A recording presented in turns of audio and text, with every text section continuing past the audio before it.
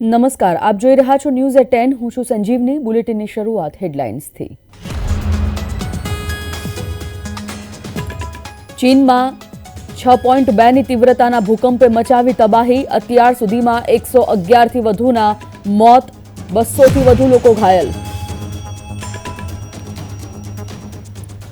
તમિલનાડુમાં આજે પણ ભારે વરસાદની આગાહી. સ્કૂલ કોલેજ બંધ, સેના અને એનડીઆરએફ જવાન તહેનાત.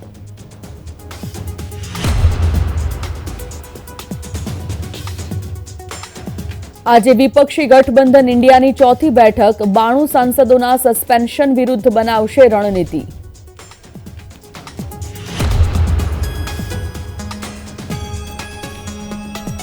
ઉત્તર ભારતમાં ભારે હિમવર્ષાની ગુજરાતના તાપમાન પર અસર. 11 ડિગ્રી તાપમાન સાથે નલિયા રાજ્યનું સૌથી ઠંડુ શહેર.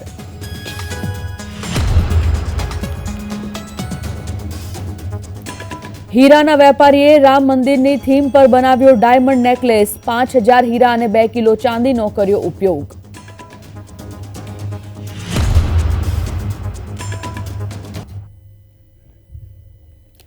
શરૂઆત એક મહત્વપૂર્ણ સમાચારથી. ખંભાત વિધાનસભા બેઠકના કોંગ્રેસના ધારાસભ્ય ચિરાગ પટેલ આજે વિધાનસભા અધ્યક્ષને રાજીનામું આપી શકે છે. કોંગ્રેસના વધુ એક ધારાસભ્યોની વિકેટ ખરવાના એંધાણ સેવાઈ રહ્યા છે, તો કોંગ્રેસના વધુ એક ધારાસભ્ય પક્ષને અલવિદા કરી શકે છે. લોકસભા ચૂંટણી પહેલા કોંગ્રેસ અને આપને મોટા ઝટકા લાગી શકે છે. એક કરતાં વધુ ધારાસભ્યો રાજીનામા આપી શકે છે. કોંગ્રેસના ધારાસભ્યનું સંખ્યાબળ મોટા પ્રમાણમાં ઘટવાની સંભાવના વ્યક્ત કરવામાં આવી રહી છે.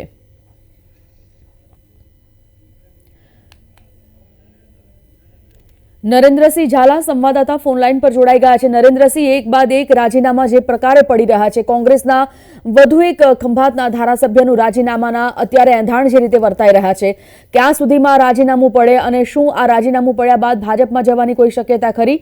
શું સમીકરણો રચાઈ રહ્યા છે હાલ?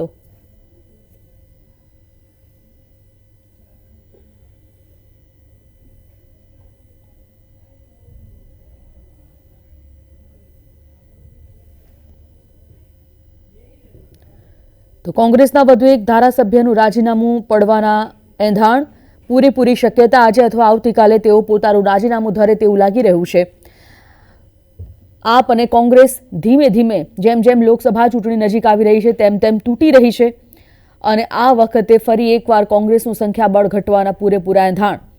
ખંભાતના ધારાસભ્ય કોંગ્રેસના ચિરાગ પટેલ રાજીનામું આજકાલમાં આપે તેવી સંભાવના વ્યક્ત કરવામાં આવી રહી છે. ફોનલાઈન પર સંવાદદાતા નરેન્દ્રસિંહ ફરીવાર જોડાઈ ગયા છે. નરેન્દ્રસિંહ, શું વિગત?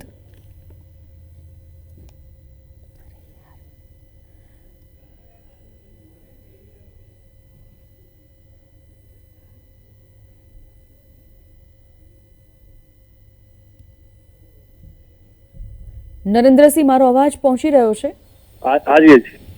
જી, શું વિગત જે પ્રકારે અત્યારે રાજીનામાના એંધાણ વર્તાઈ રહ્યા છે કોંગ્રેસના ધારાસભ્યના?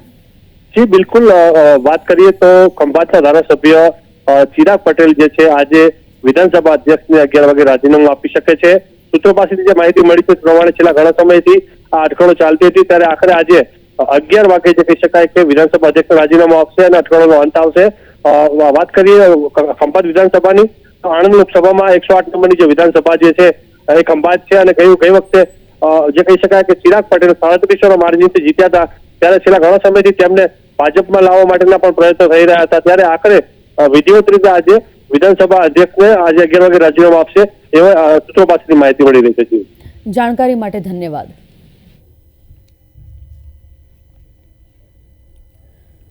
ચીનમાં સોમવારે મોડી રાત્રે ઉત્તર પશ્ચિમના ગાંસુ અને કિંઘાઈ પ્રાંતમાં 6.2ની તીવ્રતાના ભૂકંપના આંચકા અનુભવાયા, જેમાં અત્યાર સુધીમાં 100થી વધુ લોકોના મોત થયા હોવાની માહિતી સામે આવી છે, જ્યારે કે 200થી વધુ લોકો ઘાયલ થયા છે. ભૂકંપની ઊંડાઈ 10 કિલોમીટરની હતી. હાલ રાહત અને બચાવ કાર્ય માટે રેસ્ક્યુ ટીમ ઘટના સ્થળ પર પહોંચી છે. ચીનના રાષ્ટ્રપતિ શી જિનપિંગે સંપૂર્ણ સર્ચ ઓપરેશન અને ઝડપી બચાવ કાર્યના નિર્દેશો આપ્યા છે. સાથે અસરગ્રસ્તોનું યોગ્ય પુનર્વસન અને લોકોની સલામતી સુનિશ્ચિત કરવા માટેના મહત્તમ પ્રયાસો સહિતના ભૂકંપ સંબંધિત મહત્વપૂર્ણ નિર્દેશો આપ્યા છે. ભૂકંપના કારણે ગાંસુ અને કિંઘાઈ પ્રાંતમાં ભારે તબાહી સર્જાઈ છે, જેમાં અનેક ઘરો ધરાશાયી થઈ ગયા. ચીનમાં ભૂકંપ આવ્યો તે પહેલા પાકિસ્તાનમાં પણ ધરાધ્રુજી હતી, જેની તીવ્રતા 5.8ની નોંધાઈ હતી. નેશનલ સિસ્મિક મોનિટરિંગ સેન્ટર અનુસાર આ ભૂકંપ 133 કિલોમીટર ઊંડાએ આવ્યો હતો.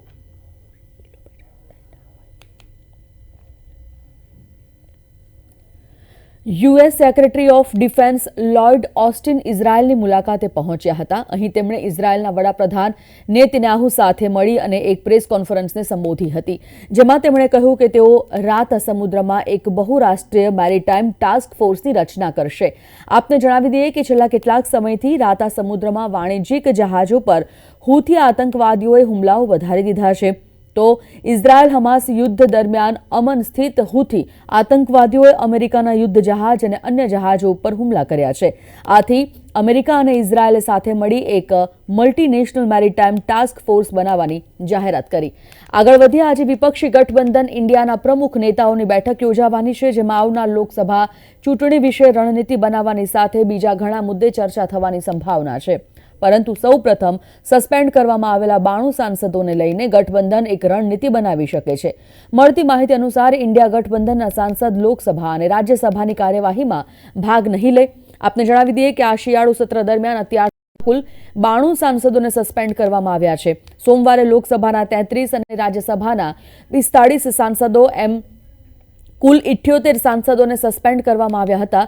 વિપક્ષી ગઠબંધન ઇન્ડિયાના રાજ્યસભાના કુલ 95 સાંસદો છે, જેમાંથી 45ને સોમવારે સસ્પેન્ડ કરાયા હતા. બીજી બાજુ વિપક્ષી ગઠબંધન પાસે લોકસભામાં કુલ 133 સાંસદો છે, જેમાંથી 46 એટલે કે લગભગ 1/3 સસ્પેન્સ છે. આથી આ મુદ્દાના આજે બેઠકમાં પ્રથમ મહત્વ આપવામાં આવે તેવી પૂરેપૂરી સંભાવના છે.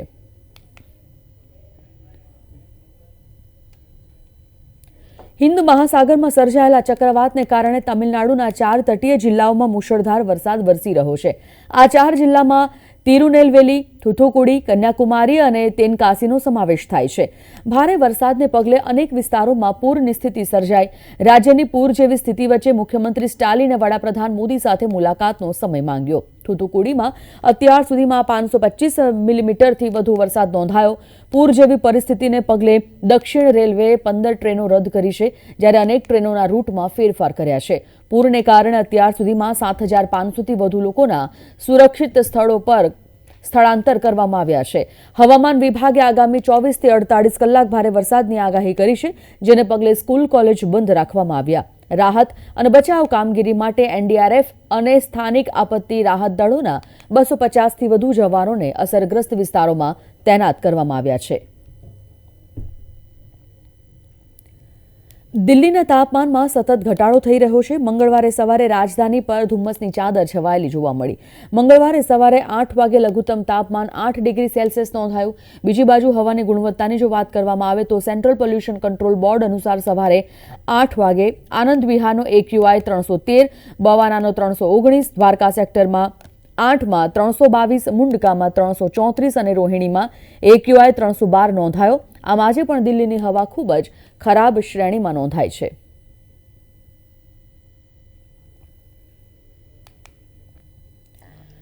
રાજ્યમાં ઠંડીનો માહોલ જામ્યો છે. 11 ડિગ્રી સાથે નલિયા રાજ્યનું સૌથી ઠંડુ શહેર રહ્યું.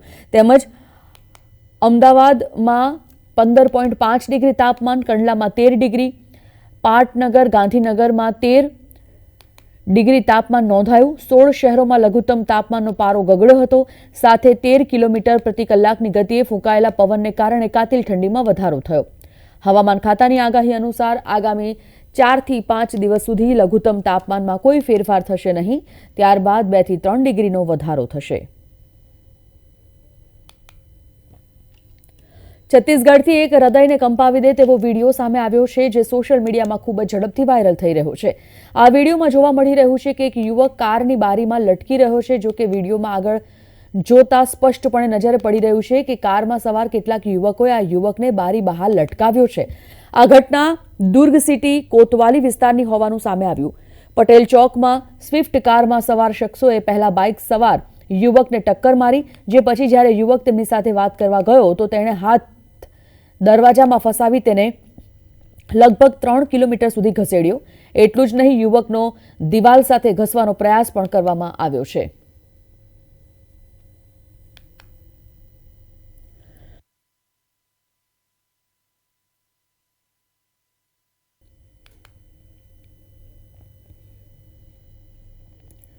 અયોધ્યામાં રામ મંદિરનો અભિષેક સમારોહ આગામી 22મી જાન્યુઆરીએ યોજાનાર છે. ત્યારે દેશભરમાંથી વિવિધ ધર્મો અને સંપ્રદાયોના 4000થી વધુ સંતોને મોકલવામાં આવેલા આમંત્રણો સાથે તૈયારીઓ તેજ થઈ ગઈ છે. વિવિધ ક્ષેત્રના લોકોને પણ અભિષેક સમારોહમાં આમંત્રણ આપવામાં આવ્યું. ટ્રસ્ટના જણાવ્યા અનુસાર રામ મંદિરમાં અભિષેક બાદ 48 દિવસ સુધી વિશેષ પૂજાઓ ચાલુ રહેશે. 22 जनवरी के लिए लगभग 4000 संतों को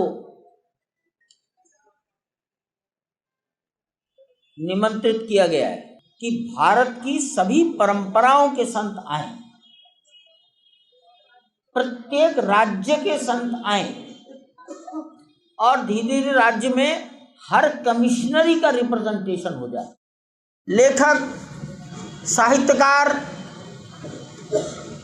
रंगमंच के लोग, फिल्म जगत के लोग, कवि, इनके नाम चुने गए हैं. भारत सरकार ने पद्मश्री दिया, ऐसे भी कुछ नामों का चयन किया गया है जिनका शरीर राम जन्मभूमि के लिए चला गया. उनके परिवारों के नाम लिखे गए हैं, उनको सूचनाएं दी गई हैं. प्राण प्रतिष्ठा के पूजन के पश्चात अर्थात 23 जनवरी से 48 दिन की पूजा और होगी. 48 दिन की इस पूजा को मंडल पूजा कहा गया है. સુરતમાં 3 દિવસ જેમ્સ એન્ડ જ્વેલરી એક્ઝિબિશનનું આયોજન કરવામાં આવ્યું હતું, જેમાં gems and jewellery manufacturing association દ્વારા રામ મંદિરની થીમ પર બનાવવામાં આવેલ હાર આકર્ષણનું કેન્દ્ર બન્યો છે. પ્રથમ નજરે જોતા જ મન મોહી લે તેવા આબેહૂબ રામ મંદિરની પ્રતિકૃતિ પર તૈયાર થયેલા આ હારમાં 50,000થી વધુ ડાયમંડનો ઉપયોગ કરવામાં આવ્યો છે, જેમાં 2 કિલો ચાંદી સાથે સોનાનો પણ ઉપયોગ કરવામાં આવ્યો છે. આ હારની સાથે સાથે રામ, લક્ષ્મણ અને સીતા પણ ચાંદીથી બનાવવામાં આવ્યા છે. રામ મંદિરથી પ્રેરિત થઈ બનાવવામાં આવેલ હાર અને ત્રણેય મૂર્તિઓને એસોસિએશન દ્વારા રામ મંદિરને ભેટ આપવાની ઈચ્છા વ્યક્ત કરવામાં આવી છે. આ મંદિર 5000 અમેરિકન ડાયમંડ્સમાં બનેલું છે અને વજન 2 કિલો ચાંદી છે એનું. આ મંદિર બનાવવા માટે એક જોઈએ તો અમારા માટે એક ચેલેન્જ હતું કે આ મંદિરની હાબેહૂબ ડિઝાઇન ક્યાંથી લાવવી. તો ઇન્ટરનેટના મદદથી અમને ધીમે ધીમે મળતી ગઈ, થોડું ઉપર રિસર્ચ કરવું પડ્યું. ત્યારે અમને ફાઇનલી એક રામ મંદિરનો લેઆઉટ મળ્યો. ત્યાર પછી અમે ફાઇનલ કે એની ઉપર કામ ચાલુ કર્યું. એ કામ ચાલુ કર્યા પછી અમને અંદાજિત અમને 30થી 32 દિવસ લાગ્યા છે અને એની પાસે 40 જેટલા જ્વેલ આર્ટિસ્ટની મહેનત છે. એ 40 દિવસની મહેનત પૂરી થયા બાદ અમને આ સફળતા મળેલી છે. રાજકોટ સમાજ સુરક્ષા વિભાગના જિલ્લા બાળ સુરક્ષા એકમ દ્વારા જરૂરિયાતમંદ બાળકોને રોજગારલક્ષી સાધનો રૂપી સહાય વિતરણ કાર્યક્રમ યોજાયો હતો, જેમાં રાજકોટના જિલ્લા કલેક્ટર પ્રભવ જોશીએ 35 બાળકોને 35 ફોલ્ડિંગ પલંગ તથા ધાબળા અર્પણ કર્યા હતા. જિલ્લા વહીવટીતંત્ર દ્વારા આ બાળકોના 17 પરિવારોને રોજગારી માટે સાયકલ રિક્ષાઓનું વિતરણ પણ કર્યું હતું.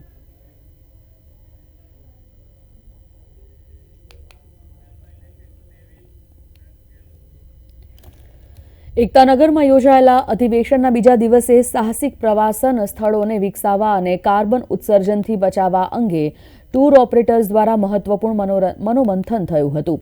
સાહસિક પ્રવાસનને સુરક્ષિત, વેગવાન અને પર્યાવરણ હિતેશી બનાવવા માટે તજજ્ઞો દ્વારા મહત્વપૂર્ણ મુદ્દાઓને આવરી લેવામાં આવ્યા હતા. આ પ્રસંગે પૂર્વ કેન્દ્રીય પ્રવાસન સચિવ અરવિંદ સિંહે જણાવ્યું કે એડવેન્ચર ટુરિઝમ એક સ્વિફ્ટ સ્પોટ છે, તો પ્રવાસન ક્ષેત્રના વિકાસથી ભારતીય અર્થતંત્ર ગતિશીલ બન્યું છે. ગુજરાતમાં વિકસિત ભારત સંકલ્પ યાત્રાને અભૂતપૂર્વ સફળતા મળી છે. અત્યાર સુધીમાં 30 લાખથી વધુ લોકો આ યાત્રામાં સામેલ થયા છે. યાત્રા દરમિયાન 1 લાખથી વધુ લોકોને આયુષ્માન ભારત કાર્ડ આપવામાં આવ્યા. ત્યારે આવો જોઈએ તે વિશે અમારો આ ખાસ અહેવાલ. પ્રધાનમંત્રી નરેન્દ્ર મોદી દ્વારા ગયા મહિને શરૂ કરાયેલી વિકસિત ભારત સંકલ્પ યાત્રાને સમગ્ર ગુજરાતમાં અભૂતપૂર્વ લોક સમર્થન મળી રહ્યું છે. અત્યાર સુધીમાં આ યાત્રા હેઠળ 7,985 ગ્રામ પંચાયતો અને 305 શહેરી વિસ્તારોને આવરી લેવાયા છે. જે દરમિયાન 30,65,000થી વધુ લોકો આ યાત્રામાં સ્વયંભૂ રીતે જોડાઈ ચૂક્યા છે. આ યાત્રાની સફળતાની વાત કરીએ તો 29,26,000થી વધુ લોકોએ અત્યાર સુધીમાં વિકસિત ભારતના સંકલ્પ માટે શપથ લીધા છે. વિકસિત ભારત યાત્રા દરમિયાન લોકોને સૌથી વધુ લાભ આરોગ્યને લગતી વિવિધ સેવાઓ અને યોજનાઓનો મળ્યો છે. યાત્રા દરમિયાન આરોગ્ય ચકાસણી શિબિરમાં 12,90,000થી વધુ લોકોના આરોગ્યની ચકાસણી કરવામાં આવી છે, જ્યારે 7,19,000થી વધુ લોકોની ક્ષય રોગ માટે ચકાસણી કરવામાં આવી છે. એ જ રીતે 1,30,000થી વધુ લોકોને સિકલ સેલ રોગ માટે ચકાસવામાં આવ્યા છે. આ યાત્રા દરમિયાન 1,13,000થી વધુ લોકોને આયુષ્યમાન ભારત કાર્ડ આપવામાં આવ્યા છે. આ યાત્રા દરમિયાન 1,09,000થી વધુ લોકોએ PM ભારત વોલેન્ટિયર માટે નોંધણી કરાવી છે, જ્યારે 36,952 મહિલાઓએ PM ઉજ્જવલા યોજના માટે નોંધણી કરાવી છે. એ જ રીતે 32,000થી વધુ લોકોએ PM જીવન જ્યોતિ વીમા યોજના અને 57,000થી વધુ લોકોએ PM સુરક્ષા વીમા યોજના માટે નોંધણી કરાવી છે. 15,000થી વધુ લોકોએ PM સ્વનિધિ શિબિરની મુલાકાત લીધી છે. આ ઉપરાંત યાત્રા દરમિયાન ડ્રોન નિદર્શન, જમીન આરોગ્ય ચકાસણી નિદર્શન, આયુષ્યમાન કાર્ડ સેચ્યુરેશન, હર ઘર જલ જીવન મિશન, લેન્ડ રેકોર્ડ્સનું 100% ડિજિટાઇઝેશન અને ODF પ્લસ યોજનાનો પણ નોંધપાત્ર લાભાર્થીઓએ લાભ ઉઠાવ્યો છે. બ્યુરો રિપોર્ટ, પ્રવેગ TV. નેશનલ સ્કિલ્સ ડેવલપમેન્ટ કોર્પોરેશને ભારતમાંથી જતા કુશળ કામદારોને તેમના રક્ષણ અને અધિકારો માટે MOU કર્યા છે. ત્યારે આ વિશે જોઈએ અહેવાલ. ગયા અઠવાડિયે નેશનલ સ્કિલ્સ ડેવલપમેન્ટ કોર્પોરેશને સાઉદી સરકાર સાથે સાઉદીમાં કામ કરવા માટે ભારતમાંથી જતા કુશળ કામદારોના અધિકારોનું રક્ષણ કરવા માટે એક MOU ઉપર હસ્તાક્ષર કર્યા હતા. स्किल इंडिया मिशन के तहत आज की डेट में हम लोग बहुत सारी सरकारों के साथ मिलकर काम कर रहे हैं और उसी श्रृंखला के अंतर्गत सऊदी अरेबियन गवर्नमेंट के साथ भी एक समझौता हुआ है, जिसमें एक स्किल वेरिफिकेशन प्रोग्राम हिंदुस्तान में लॉन्च किया गया है. होता क्या है कि बहुत सारे हमारे भाई लोग जो स्किल्ड हैं, उनके पास उनकी हुनर है, पर उनको पता नहीं होता और वो जो है उनको उनकी सही पहचान नहीं मिलती. तो स्किल वेरिफिकेशन प्रोग्राम ये करता है कि सऊदी अरेबियन एम्बेसी कोई भी वर्कर जो स्किल्ड है उसको NSDC के पास डायरेक्ट करेगा और NSDC उनका स्किल वेरिफिकेशन करके वो NSDC के डेटाबेस में आएंगे और इस तरीके से एक लीगल चैनल के थ्रू लोगों को एक यहाँ पे रोजगार का रास्ता मिलेगा. NSDC માં તમામ કુશળ કામદારો માટે નોંધણી મફત હશે. AC, મિકેનિક અને કાર્પેન્ટર જેવી શ્રેણીઓને કુશળ કામદારો હેઠળ મૂકવામાં આવી છે. હાલમાં NSDC સ્કિલ ઇન્ડિયા મિશન હેઠળ 13 દેશો સાથે કામ કરી રહી છે, જેની શરૂઆત PM મોદીએ કરી હતી. સાઉદી અરેબિયા જવા ઈચ્છુક લોકો હવે તેમના નામ NSDCમાં રજીસ્ટર કરાવી શકશે. આનાથી તેમના પૈસાની બચત થશે અને તેઓ કાયદાકીય મામલાઓમાં ફસાઈ જતા પણ અટકશે. દેશમાં સૌથી મોટો દરિયા કિનારો ધરાવતું રાજ્ય એટલે ગુજરાત. ગુજરાતના વિકાસના યોગદાનમાં મત્સ્ય ઉદ્યોગ પણ ખૂબ જ મહત્વપૂર્ણ ભાગ ધરાવે છે. ત્યારે આવો જોઈએ મત્સ્ય ઉદ્યોગ વિશેનો આ ખાસ રિપોર્ટ.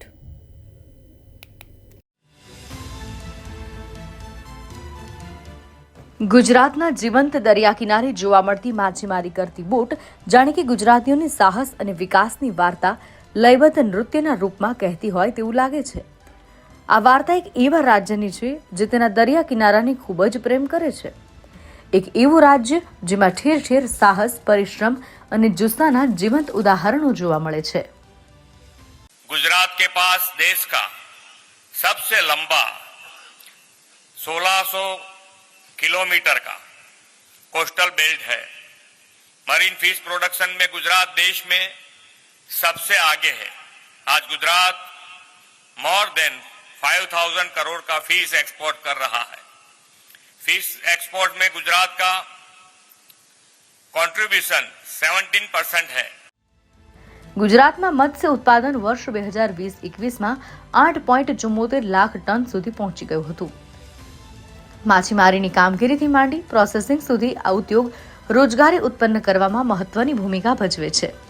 સોમનાથ બંદર સાથે જોડાયેલ ખારવા સમુદાયના નેતા જીતુભાઈ કહારા મત્સ્ય ઉદ્યોગના विकास अंगे શું કહે છે, आओ સાંભળીએ. पूरे गुजरात में अभी जो वाइब्रेंट अभी माछीमार का 21 नवंबर था, उसमें माछीमार का वाइब्रेंट गुजरात भी था. एक प्रोग्राम रखा था 2 दिन के 21-22 तारीख का. तो उसमें केंद्र सरकार और गुजरात सरकार ने मिला के जो छोटे माछीमार है उसके लिए वो नया मशीन जो गैस वाला आता है, केंद्र सरकार और गुजरात सरकार पूरे गुजरात के माछीमार को वो मशीन देने जा रही है. મુખ્યમંત્રી ભૂપેન્દ્રભાઈ પટેલ માછીમારી ઉદ્યોગની સફળતા માટે વડાપ્રધાન નરેન્દ્ર મોદીની પહેલને શ્રેય આપે છે.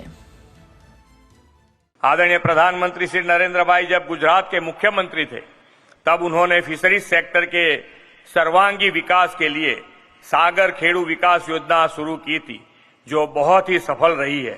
आज गुजरात में ब्लू इकोनॉमी सेक्टर काफी तेजी से आगे बढ़ रहा है. ગુજરાત તેના સમૃદ્ધ મત્સ્ય ઉદ્યોગ ક્ષેત્ર માટે પ્રખ્યાત છે. 1600 કિલોમીટર લાંબો દરિયા કિનારો રાજ્યના વધુ વિકાસની ગેરંટી આપે છે. સાથે જ દર્શાવે છે કે ટકાઉ વિકાસ અને નવીનતા તરફ આગળ વધતા રહેવું એ આપણી તાસીર છે. બ્યુરો રિપોર્ટ, પ્રવેગ ટીવી. ઉત્તરાખંડ અને તેના પર્વતો અને તેના પરનો આકાશી નજારો હવે જોઈ શકાશે, કેમ કે પ્રવાસન વિભાગે ભારતની પ્રથમ ગાયરોકોપ્ટર સફારી શરૂ કરી છે, જેનાથી પ્રવાસન વિભાગને તો લાભ થશે જ સાથે સાથે સાહસિકો માટે પણ એક એડવેન્ચરનો સમાવેશ થયો છે. ઉત્તરાખંડના પ્રવાસન વિભાગે રવિવારે હરિદ્વારમાં એરોસ્પોર્ટ્સ કંપનીના સહયોગથી ભારતની પ્રથમ ગાયરોકોપ્ટર સફારી શરૂ કરી. એર સફારીનો ઉદ્દેશ પ્રવાસીઓને ઉત્તરાખંડના અસ્પૃશ્ય સ્થળો સાથે જોડવાનો અને મુસાફરીના સમયને નોંધપાત્ર રીતે ઘટાડવાનો છે. जैसे आपने देखा है पूरे इंडियन सब कॉन्टिनेंट और साउथ एशिया में पहली बार जायरोकॉप्टर एयर सफारी शुरू हो रही है और ये हमारा सौभाग्य है कि हम हरिद्वार की पावन भूमि से इसे शुरू कर पा रहे हैं.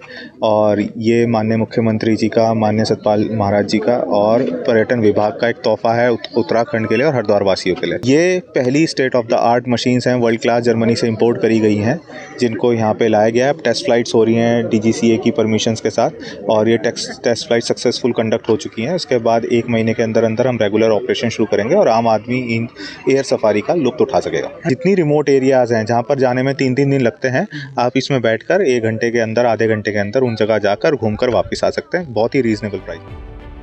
એરોસ્પોર્ટ્સ કંપનીના જણાવ્યા અનુસાર શનિવારે પ્રથમ ગાયરોકોપ્ટર ફ્લાઇટ પરીક્ષણ હાથ ધરવામાં આવ્યું હતું. ગાયરોકોપ્ટર એ રોટર ક્રાફ્ટ છે જે હેલિકોપ્ટર જેવા દેખાય છે. હવે ઉત્તરાખંડમાં પણ સાહસિકો માટે એક નવું નજરાણું ઉમેરાયું છે, જેનાથી પ્રવાસનને વધુ વેગ મળશે. ઉત્તર પ્રદેશના શ્રાવસ્તીમાં સ્વસહાય જૂથ મહિલાઓને આત્મનિર્ભર બનાવી રહ્યું છે. ત્યારે સમાચારના અંતમાં જોઈએ આ વિશેષ રિપોર્ટ. આ છે ઉત્તર પ્રદેશના શ્રાવસ્તી જિલ્લાના મોહમ્મદપુર ગામની મહિલાઓ, જે સ્વસહાય જૂથ બૌદ્ધાંચલના પ્રયત્નો થકી આત્મનિર્ભર બની રહી છે. સ્વસહાય જૂથ મહિલાઓને કેળાના ફાઇબરમાંથી પર્સ, ચપ્પલ, જ્વેલરી અને ટોપલીઓ જેવા ઉત્પાદનો બનાવવાનું શીખવી રહ્યું છે, જેનાથી તેઓ રોજગાર પણ મેળવી રહ્યા છે. तो हम लोगों ने विचार किया कि कुछ ऐसा कार्य किया जाए जो घरेलू महिलाएं आपस में बाहर से कुछ ना मंगवा कर यहीं पर अपना कुछ करें, जिससे उनकी आय में वृद्धि हो. और इसी सोच के साथ हम लोगों ने शुरू किया कार्यक्रम और उस पर निर्णय ये लिया गया कि कुछ हाथ से बनी हुई चीज़ें बनाई जाएं, क्योंकि जो महिलाएं होती हैं वो बहुत शुरू से ट्रेंड होती हैं, बचपन से ही कुछ ना कुछ बनाती रहती हैं. पहले घर में ऐसे बैठे रहते थे, हम लोग के पास कोई काम नहीं था. हमारे बीच तेजस्वी पाठक जी आई और उन लोग को बताए कि आप लोग खाली बैठे रहते हो, तो अगर कोई काम करना है तो कर सकते हो. तो हम उनसे पूछे कि हमें कोई काम मिल जाए तो हम लोग कर सकते हैं. फिर वो बताई हमारे पास एक काम है, तो हमें यहाँ पे बुलाई. तो हम लोग आए, इसके बारे में बताई, फिर हमें ट्रेनिंग दी कि इससे आप लोग इसको बनाओगे तो घर बैठे हम बना के आप हमें दो, हम इसको मार्केटिंग करेंगे और आप लोग को पैसे देंगे. મહિલાઓને નજીકના વાવેતરોમાંથી કેળાના કચરાની ડિલિવરી મળે છે, જે ખેડૂતોને કેટલીક વધારાની આવક મેળવવામાં પણ મદદ કરે છે. केले के रेशे से अगर महिलाएं तो कार्य करेंगी ही, लेकिन किसानों की आय भी दुगनी हो सकती है, क्योंकि वो उनको मजदूर लगा के कटवा के फेंकना पड़ता था, लेकिन अब वही हम उसी को पूरा यूज में ले लेते हैं, उसका रेशा निकलवा के फिर सारा काम हो जाता है। तो किसानों को भी पैसा नहीं देना पड़ता है, मजदूरों को, और उससे मतलब हम लोग खरीद भी उनसे लेते हैं। तो खरीद के फिर उसके बाद में मशीनों द्वारा उसका रेशा निकलवाया जाता है। फिर उसके बाद में हमारे यहाँ महिलाएं जो हैं वो उसी से सारा कार्य करती हैं, प्रोडक्ट बनाती हैं। અંદાજે 30 જેટલી મહિલાઓએ આ કામો થકી દર મહિને 7-8 હજાર રૂપિયા કમાવાનું શરૂ કર્યું છે। તેઓ અભ્યાસની સાથે સાથે તેઓ તેમના પરિવારનો આર્થિક આધાર પણ બની રહી છે। तो जैसे हम ये सामान बनाते हैं तो इससे जो पैसा मिलता है हमें, उसी से हम पढ़ाई करते हैं, और कुछ जैसे अपने ज़रूरत के अनुसार जो पैसे की ज़रूरत होती है मतलब, तो उसी से हम अपना सामान या खर्चा भी लेकर आते हैं। हम लोग बनाते तो हम लोगों का फेवरेट तो सारी चीज़ें होंगी ना, सभी चीज़ें हम लोग क्या क्या बनाती हैं आप? ज्वेलरी बनाते हैं, हार बनाते हैं, पेन स्टैंड बनाते हैं, टोकरी बनाते हैं, पावदान बनाते हैं, डोरमेट। क्या फ़ायदे हो रहे हैं इससे? इससे सर बहुत फ़ायदे हैं। इससे हम लोग खुद से आत्मनिर्भर बन रहे हैं, अपने पैर पे किसी के आगे हाथ नहीं फैलाना पड़ता है। સ્વસહાય જૂથ એવી મહિલાઓને પ્રોત્સાહિત કરે છે કે જેમની પાસે રોજગારી નથી, પોતાના પગ પર ઊભા રહેવા માંગે છે। બ્યુરો રિપોર્ટ, પ્રવેગ ન્યૂઝ।